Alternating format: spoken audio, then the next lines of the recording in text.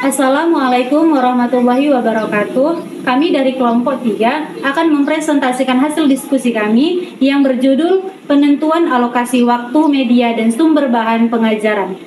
Perkenalkan, saya Nabila Triwardani dengan NIM 23040404. Perkenalkan, saya Cinta Ramadhani dengan NIM 230404035. Perkenalkan, nama saya Rahma Oktavia dengan NIM 230404028. Nama saya Mujibur Rahman dengan NIM 230404042. Pada slide pertama, pendidikan merupakan pembelajaran tentang keterampilan, pengetahuan, dan kebiasaan. Sekumpulan orang yang diturunkan dari generasi sebelumnya kepada generasi selanjutnya dengan melalui pelatihan, penelitian, ataupun pengajaran. Di sini saya akan menjelaskan apa itu alokasi waktu, media pembelajaran, dan sumber bahan ajar. Yang pertama, alokasi waktu ialah kapan proses dan berapa lama proses tersebut, seperti proses belajar mengajar yang sedang berlangsung. Yang kedua, yaitu media, ialah sarana atau alat yang digunakan untuk membantu proses pembelajaran. Dan yang ketiga ialah sumber bahan ajar. Sumber bahan ajar ialah tempat di mana bahan ajar dapat diperoleh untuk membantu proses pembelajaran. Baik, di sini saya akan menjelaskan faktor-faktornya. Yang pertama ada faktor durasi jam belajar. Durasi jam belajar yang panjang dapat menurunkan motivasi dan kualitas belajar siswa. Namun, ada siswa yang tidak terpengaruh oleh durasi belajar. Idealnya, siswa mengikuti berbagai mata pelajaran untuk menghindari kebosanan. Yang kedua, ada faktor kebutuhan siswa. Alokasi waktu harus sesuai dengan kebutuhan siswa. Namun, sering tidak demikian karena pengaruh lingkungan dan kurikulum. Minat dan motivasi siswa juga berpengaruh pada prestasi belajar siswa. Yang ketiga ada kompetensi dasar dan beban materi alokasi waktu. Ditentukan berdasarkan kebutuhan pencapaian kompetensi dasar dan beban materi. Alokasi waktu berperan sangat penting dalam mengefektifkan waktu pembelajaran agar terarah dan baik. Yang ketiga ada mengikuti efektif penentuan alokasi waktu, mempertimbangkan banyaknya materi pembelajaran, kompetensi dasar, jumlah indikator, serta jumlah minggu efektif dan tidak efektif.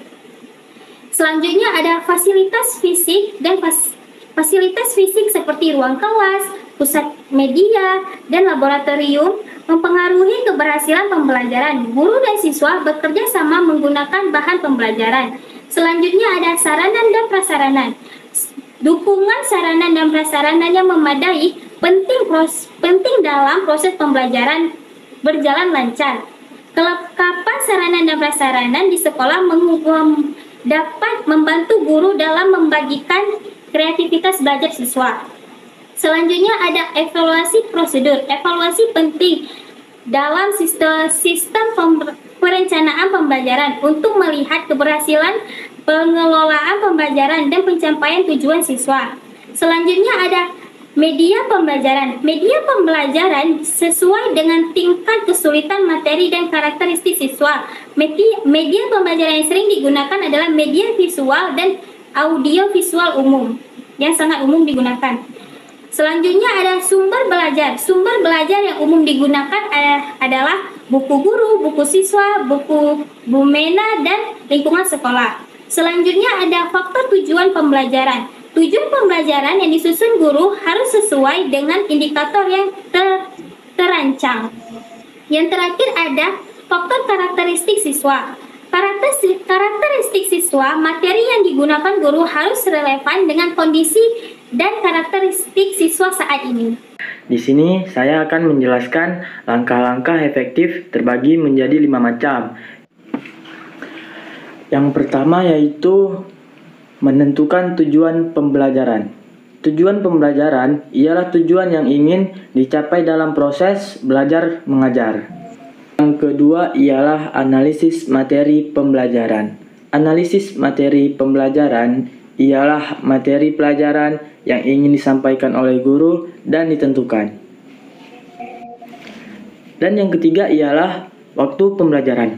Waktu pembelajaran ialah waktu pembelajaran yang tersedia dan alokasi waktu untuk setiap kegiatan pembelajaran.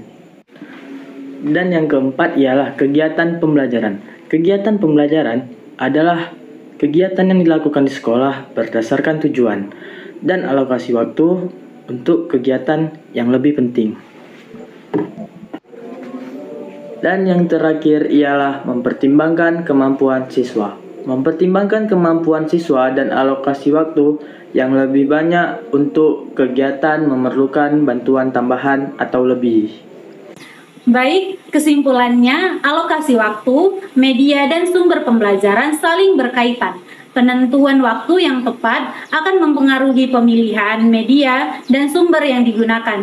Semua aspek ini harus direncanakan secara sistematis untuk mencapai hasil pembelajar dan optimal bagi siswa.